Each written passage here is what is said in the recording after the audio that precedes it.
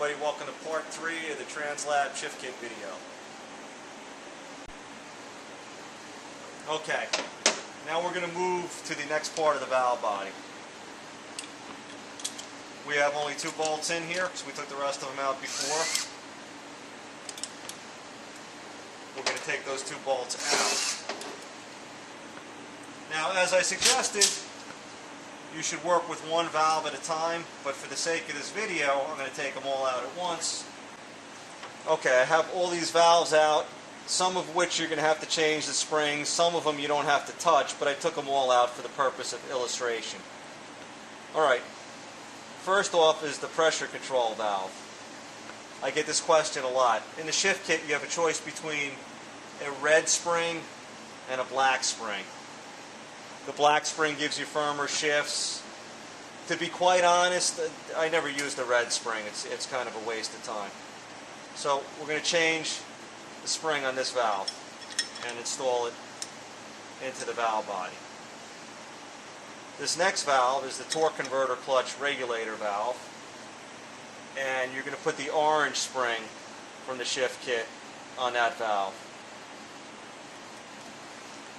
And you have to kind of gently put these valves into place.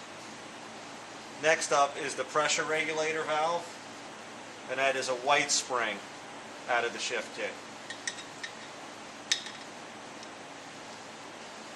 Now this valve, you don't have to change the spring, and it's nothing different via the shift kit, but this is one of these horseshoe clips that can fall out. Normally it won't, but once you release tension from this valve by taking the end plate off, it can. So you want to always make sure that goes in the same spot. Then you have the valve that goes in first, and you'll see it has a hollow end for the spring to sit in, just so we don't have that in there backwards. Next is the rear clutch control valve. This is actually 2 valves in the lineup. You're going to switch this spring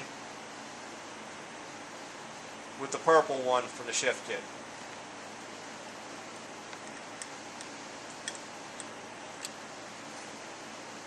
The shift valve on the end you don't have to do anything with, but just take note of its position and how it goes in here in case it falls out on you. Now this might be kind of tough to see. When you put this back together, you have an adjustment seat for the pressure regulator valve. I'm going to take the spring out real quick just to show you how it has to go. When you put that end piece on, this has to engage into that slot. Alright? So, what I like to do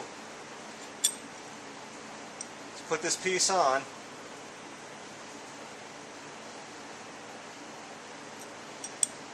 and there's actually a hole, there's actually a hole that the adjuster sits through. You want to make sure that that's indexed correctly to fit down into that slot. This is kind of tough to do while I'm able to have you guys see it on camera. So what we're going to do is get 2 bolts in here loosely while we're holding pressure down with our thumb.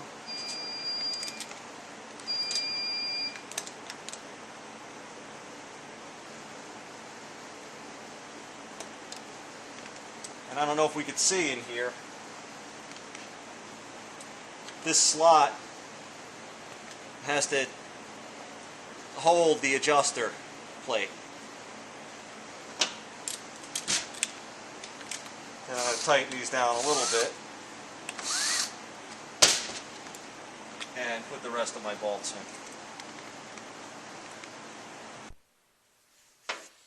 Alright, now we have another adjustment for the pressure regulator valve.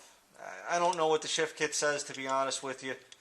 What I do is I turn it counterclockwise till it stops, and then I typically go clockwise 1 turn.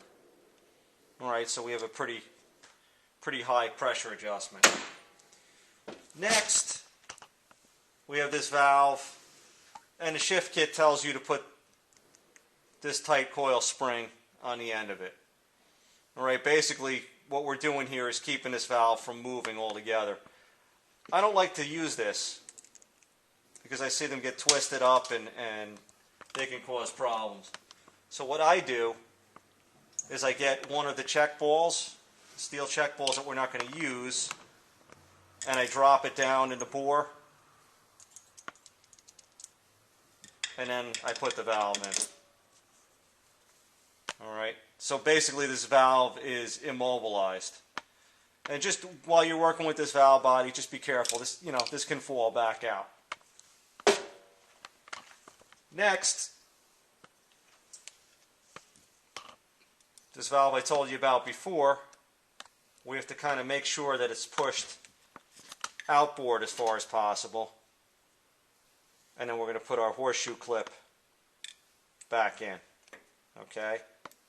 That's how that goes.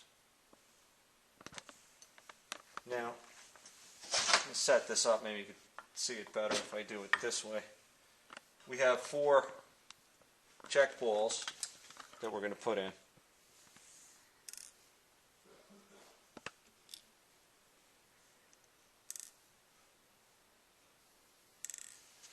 Okay, that's where they all go.